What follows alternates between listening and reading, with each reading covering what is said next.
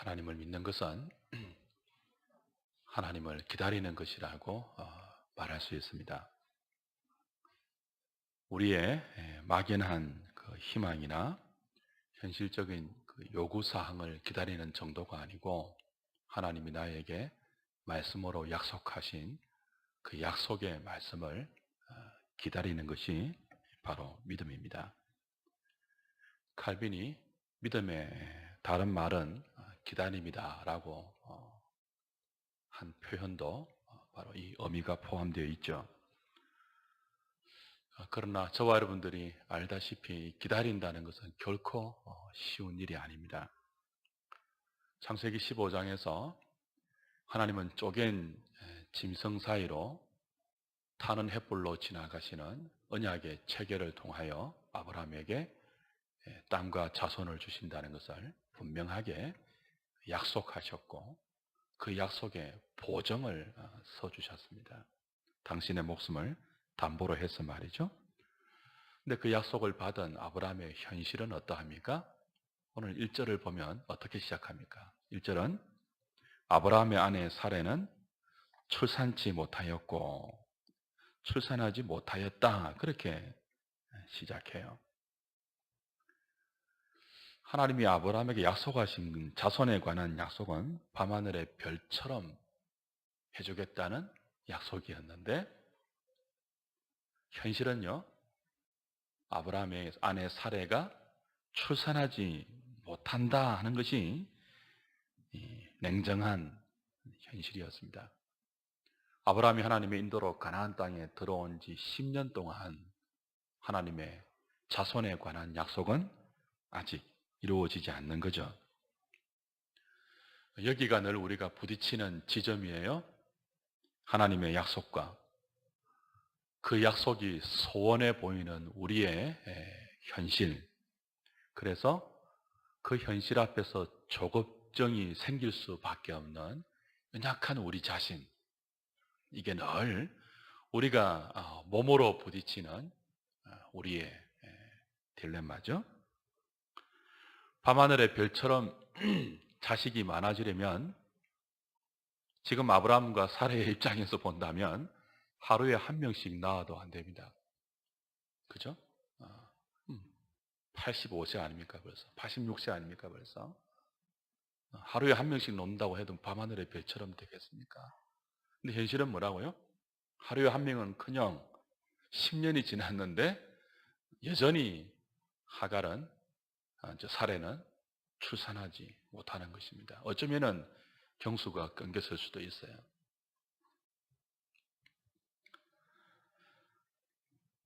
이제 이때쯤 되면은 아브라함과 사례의 믿음이 흔들릴 수 있는 거죠. 당신의 목숨을 담보로 해서 분명한 약속의 체계를 맺어 주었음에도 불구하고 말씀을 듣고 눈으로 보았음에도 불구하고 이쯤 되면 충분히 흔들릴 수 있는 것이 연약한 인생들입니다. 죽은 자도 살리시고 밤하늘의 저 무수한 별들도 하나님의 능력으로 다 만드셨는데 왜 나에게 약속한 말씀은 10년이 지나도록 이루어지지 않는 것인가? 내가 하나님 말씀을 잘못 들은 것인가? 내가 들은 하나님의 말씀을 잘못 해석한 것인가? 과연 어디서부터 잘못된 것인가? 온갖 생각이 다 들면서 혹시 하나님의 뜻은 여종을 첩으로 해서 아들을 주시는 그것이 하나님의 뜻은 아닌가 하는 생각까지 들어왔던 것입니다. 우리에게도 이런 때가 올 수 있죠. 그러나 이때는 바로 하나님께서 우리의 믿음을 달아보시는 시험의 때임을 분명히 알아야 합니다.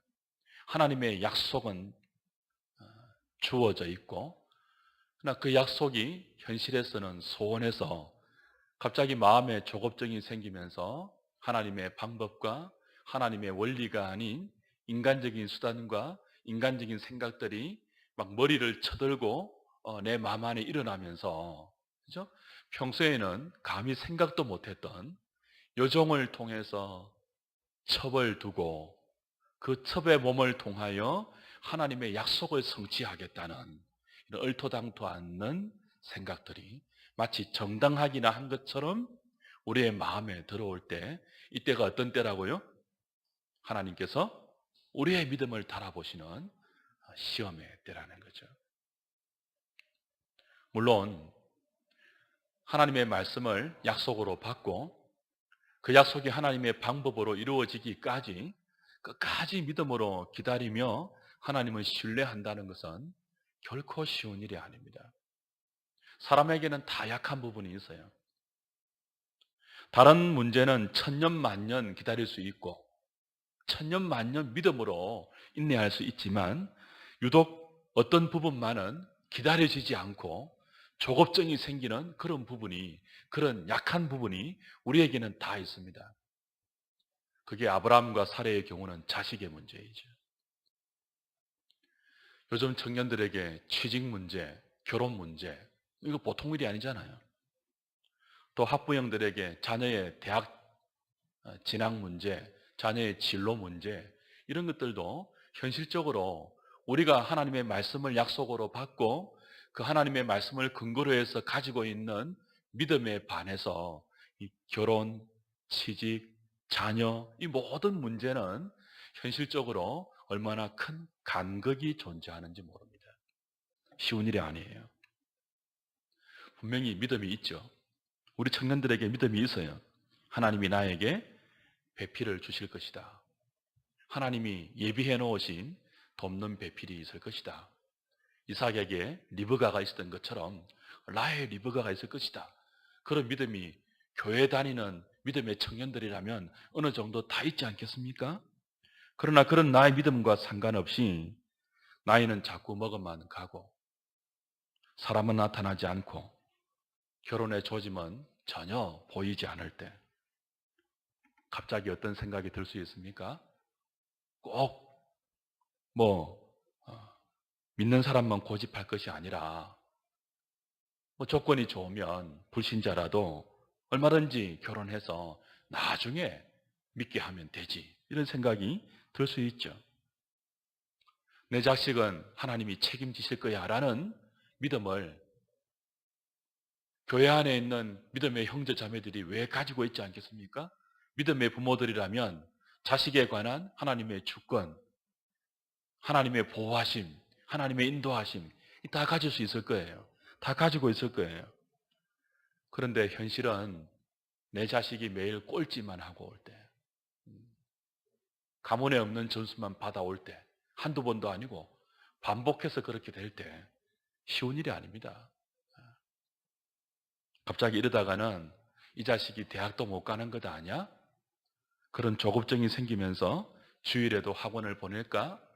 아니면 하나님 모르는 불신 가정들이 버리고 있는 자녀 교육의 모든 방식을 그대로 다 수용해서 어떻게 해서든 대학은 보내고 어떻게 해서든 세상이 요구하는 스펙은 다 쌓아두어야 한다는 그런 마음들이, 그런 생각들이 고개를 쳐들고 우리의 생각 안에 자리 잡을 수 있는 거예요. 무서운 시험의 순간이죠.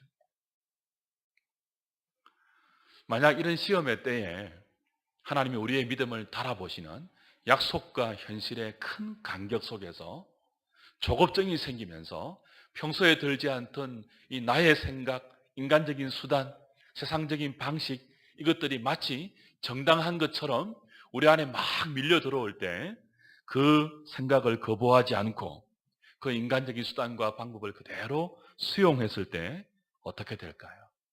오늘 창세기 16장은 바로 그것을 우리에게 교훈하고 있죠. 아브라함과 사레가 더 이상 참지 못하고 자신의 생각, 인간적인 방법, 이런 것도 있었지. 하갈을 통해서, 그죠? 아브라함과 하갈 사이에 아들을 보게 하는 것, 이런 방법도 있었는데 왜 지금까지는 이런 생각을 못했을까? 라는 결정을 했을 때 어떤 일이 일어났습니까? 마치 지금까지 기다리고 있었다는 듯이 여종 하갈이 눈에 확 들어왔죠. 하나님의 선지자 요나가 니느웨로 가라는 하나님의 뜻을 거부하고 다시스로 도망가려고 욥바로 내려갔을 때 마침 다시스로 가는 배가 딱 준비되어 있었어요.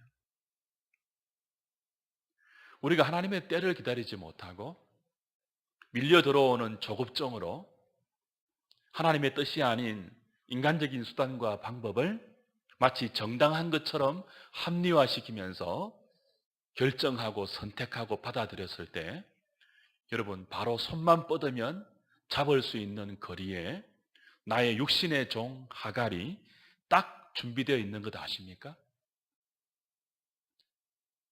다시스가 니느웨가 아닌 다시스로 가는 배가 내가 하나님이 기뻐하지 않는 그런 인간적인 수단을 동원할 때 마치 준비나 하고 기다리고 있었던 것처럼 손을 뻗는 그 자리에 욥바의 다시스행 배가 준비되고 있는 것 아십니까? 올라타면 큰일 나는 거예요. 그럴 때일수록 일이 일사천리로 진행됩니다. 나의 현실에 하나님의 약속은 10년 동안 이루어진 것이 없어요. 조짐도 보이지 않아요. 그런데 하나님의 때를 더 이상 기다리지 못하고 내 생각과 내 수단을 발동해서 그죠? 그 결단을 딱 했을 때 어떻게 됩니까? 일사천리로 일이 진행돼요. 막히는 것도 없어요. 하갈이 임신을 하는데 빛의 속도로 임신합니다. 그냥 바로 임신을 해버려요. 기도 응답이 즉시 이루어지는 것처럼 보이죠. 그럴 때 아브라함과 사라에게 어떤 생각이 들 수 있습니까? 진작 좀 이렇게 할까? 우리가 너무 미련해서, 너무 우리가 경직돼 있어서, 하나님의 방법은 얼마든지 나와 사례만이 아니고 옆에 있는 하갈이라는 일종을 통해서 얼마든지 약속하신 자손을 주실 수 있는데 왜 이 생각을 못했을까? 그렇게 하면서 얼마나 기뻐했겠습니까? 하갈도 사례도 그리고 아브라함도 기뻐했을 수 있어요. 그러나 하나님은 절대로 기뻐하지 않으셨죠. 이 문제의 결과가 무엇입니까? 우리가 알다시피 아브라함의 집안이 엉망진창이 된 것입니다. 가장 먼저는 4절에 보니까 사례의 여종 하갈이 임신하자마자 어떻게 했습니까? 사례를 업신여기고 멸시했습니다. 그죠? 4절에 그래 되어 있죠? 하갈이 임신함에 자기가 임신한 줄 알고 그의 여주인을 어떻게 했다고요? 멸시했다. 그렇게 되어 있습니다. 이 고통을 겪은 사례는 또 어떻게 대응합니까? 5절에 보니까 아브라함에게 이렇게 대들고 항의해요. 내가 받는 모욕은 당신이 받아야 옳다. 내가 나의 여종을 당신의 품에 두었거늘 그가 자기의 임신함을 알고 나를 멸시하니 당신과 나 사이에 여호와께서 판단하시기를 원한다. 이런 사례의 그죠? 볼멘 항의를 아브라함이 듣자 또 어떻게 반응하죠? 당신의 눈에 좋을 대로 하갈은 처리하라. 당신의 여종이니까 당신 좋을 대로 하라. 그렇게 했고 사례는 아브라함의 말이 떨어지자 무섭게 하갈을 무섭게 학대합니다. 그리고 사례의 학대를 받은 하갈은 그죠? 주인에게 일체 말도 하지 않고 도망쳐버립니다. 무슨 말입니까? 평소에 아브라함의 가정에서 하나님을 신뢰하고 하나님의 때를 기다리고 그래서 하나님의 은혜가 성령의 이 통제와 성령의 다스림이 아브라함의 가정 안에 정상적으로 이루어지고 있었을 때는 상상할 수 없는 일이 지금 아브라함의 가정 가운데 일어나고 있는 거예요. 여러분, 사례가 평소에 아브라함을 부를 때 어떻게 불렀는지 아십니까? 오빠 이렇게 부른 적이 없어요. 자기야 이렇게 부른 적이 없어요. 주라고 불렀습니다.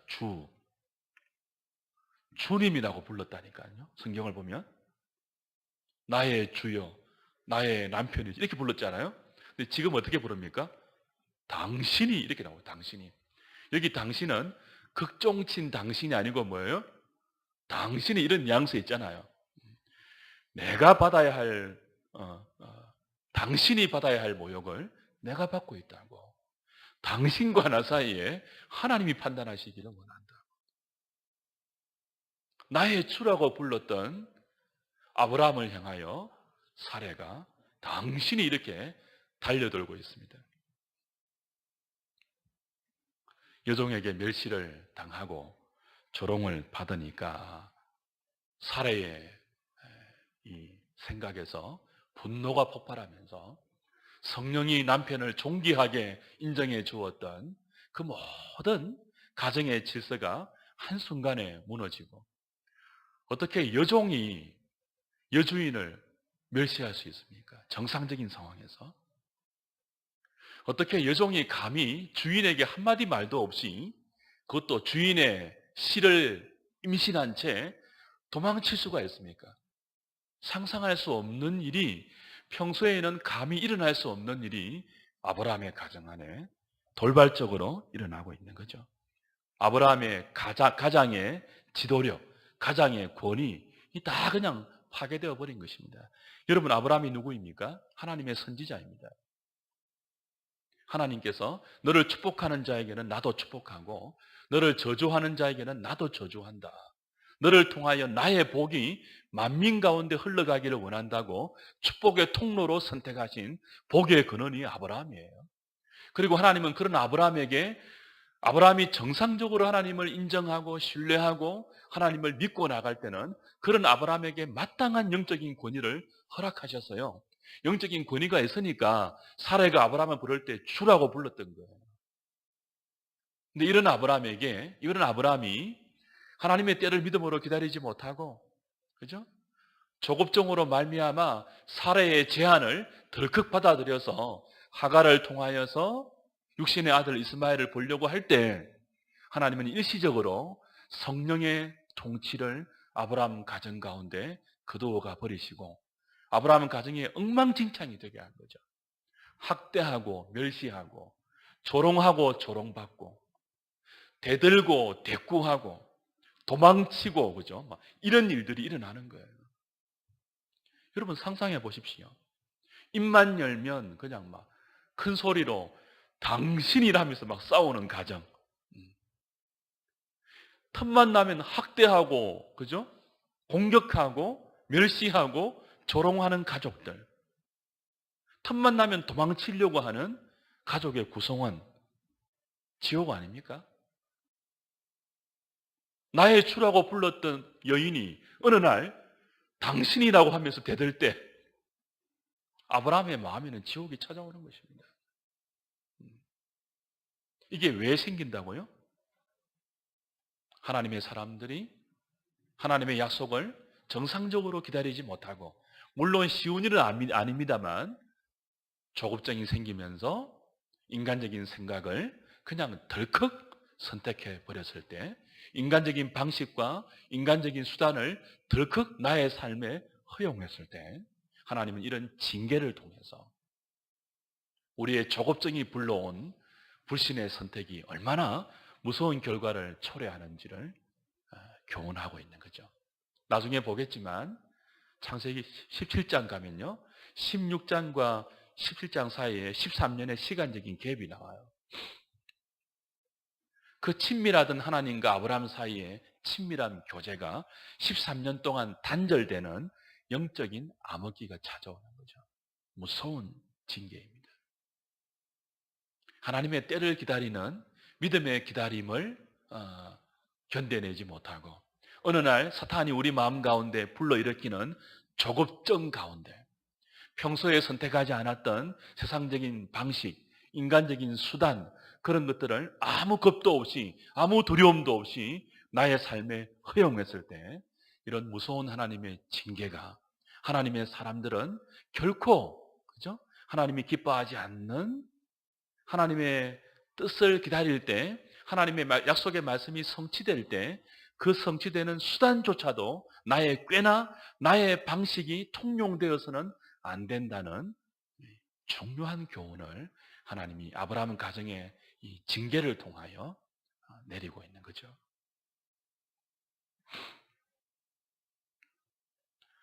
사랑하는 여러분,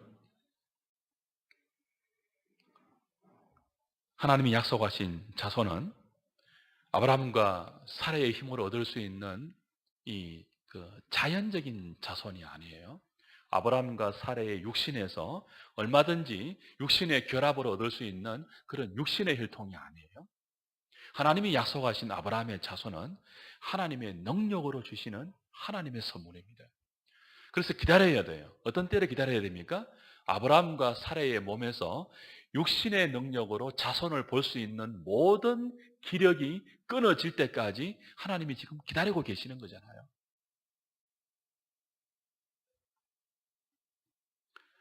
그러나 이런 하나님의 약속과 그 약속을 믿음으로 기다리면서 살아가야 할 우리의 현실 사회에는 언제나 연약한 우리가 만들어내는 큰 공백과 간격이 있다는 것이죠. 그래서 이런 말씀을 들었다면, 약속의 말씀을 분명히 들었다면 가만히 있어서는 안 돼요. 그냥 말씀만 듣고 가만히 수동적으로 곰처럼 가만히 그냥 앉아만 있어서는 안 돼요. 계속 자손을 약속하신 그 하나님의 약속의 말씀이 어떤 뜻인지를 계속 묵상하고 현실과 비교해서 추론하고 해석해서 나의 어려운 현실, 조급증이 생길 수밖에 없는 10년이 지났는데도 자식이 없는 이 어려운 현실 앞에서 조급증이 생기는 나의 현실에 하나님의 말씀을 부지런히 묵상하고 해석하고 적용해서 그 믿음을 지켜내어야 합니다. 가만히 있으면 안 돼요.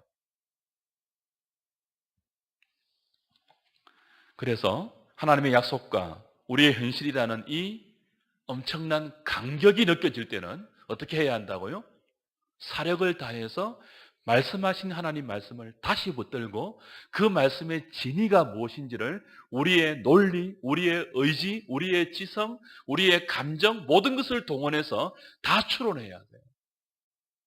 할 수 있는 모든 방법을 동원해서 말씀이 어떤 뜻인지를 최대한 묵상하고 그것을 오늘 나의 현실과 믿음으로 잘 적용하는 훈련을 부지런히 하고 계속해서 해나가야 돼요. 믿음은 소두에 제가 기다리는 것이라고 했잖아요. 무작정 기다리는 것 아니에요. 말씀을 붙들고 그 말씀을 해석하면서 나의 현실 가운데 적용하면서 몸부림치면서 기다려야 돼요. 그래야 기다려지는 것입니다. 그거 안 하면요, 불신이 들어와요, 불신이. 조급증이 생겨요. 그러면서 뭐예요? 하갈이 보인다니까요. 다시스로 내려가는 욥바의 배가 보인다니까요. 그래서 그 성과를 주고 다시스로 가는 배에 올라타면 물고기 뱃속에 갇힐 수밖에 없는 거예요. 거기 갇혀서 특수훈련을 받아야 돼요. 아브라함에게는요, 13년의 캄캄한 물고기 뱃속 같은 영적 암흑 기간의 훈련을 통하여 창세기 17장 언약의 하나님을 다시 만나게 됩니다.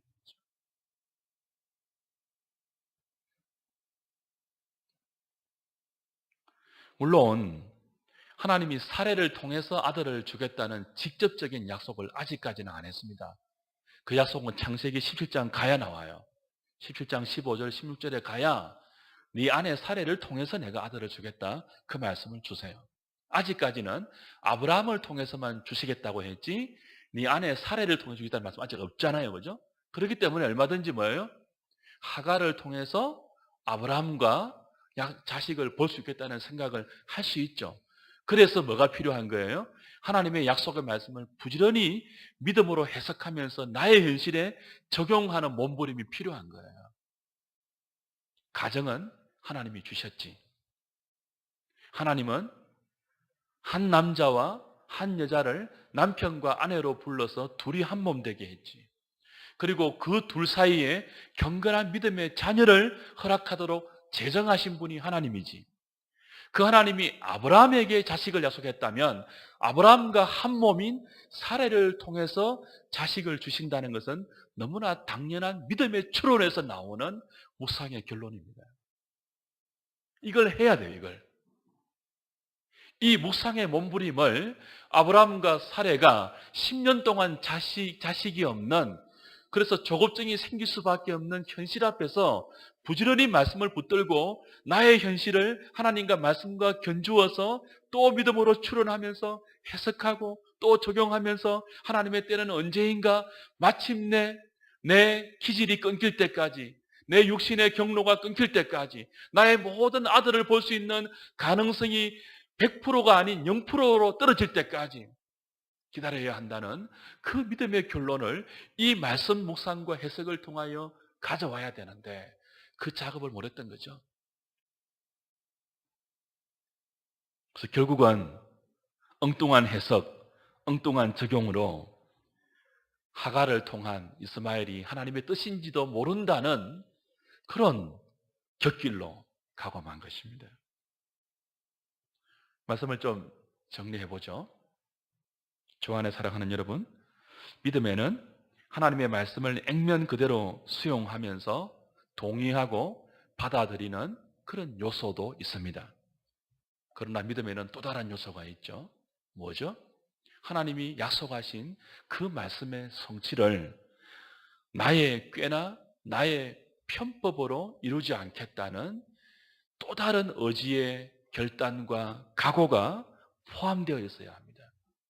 하나님이 나에게 이루겠다고 약속하신 그 말씀을 내 편법으로 이루지 않겠다는, 어떤 어려운 때라도 어떤 조급증이 생기고 내 현실에 그 하나님의 약속이 너무나 소원해 보이는 그때에도 하나님의 약속을 내 방법으로 이루지 않겠다는 결단이 우리의 믿음 안에 포함되어 있어야 돼요.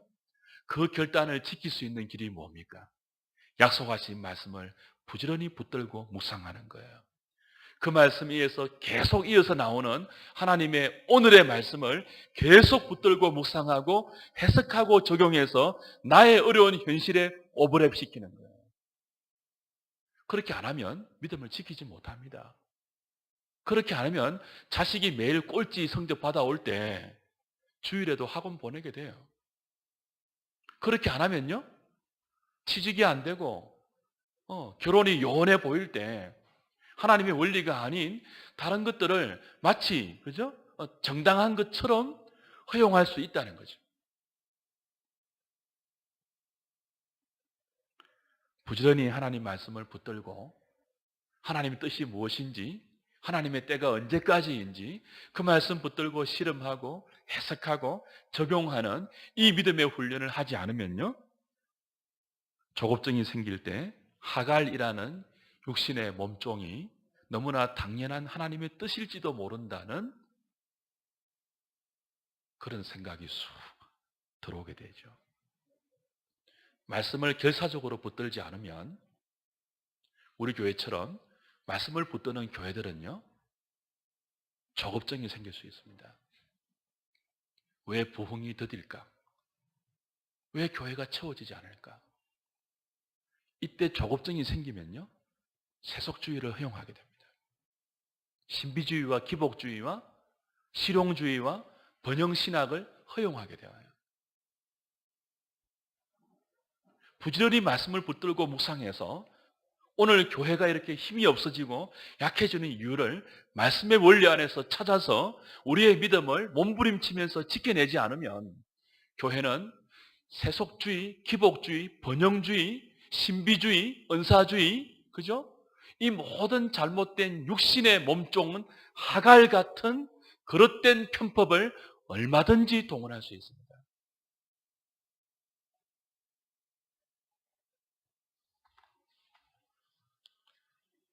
이 일에 실수했던 아브라함과 사레의 모습을 보면서 우리도 다 같은 인간이기 때문에 그럴 수 있다는 핑계와 자기 정당화를 삼지 않고 겨울의 교훈으로 삼아서 똑같은 연약한 인간이지만 아브라함과 사레의 이 실수, 10년이 지나도 조짐이 보이지 않는 현실의 답답함 때문에 조급증이 생기고 그 조급증 때문에 하나님의 때를 기다리지 못하고 자기의 방법을 덜컥 동원했던, 그래서 가정의 지옥을 경험하고 하나님과의 친밀한 교제가 상실되어 버리고 13년간의 캄캄한 영적인 암흑의 고통을 보내는 이 엄청난 실수를 답습하지 않는 거울의 교훈으로 삼아서 말씀 붙들고 잘 기다릴 수 있는 하나님의 때와 하나님의 방법과 하나님의 능력을 잘 기다릴 수 있는 저와 여러분 될 수 있기를 주의 이름으로 부탁드립니다.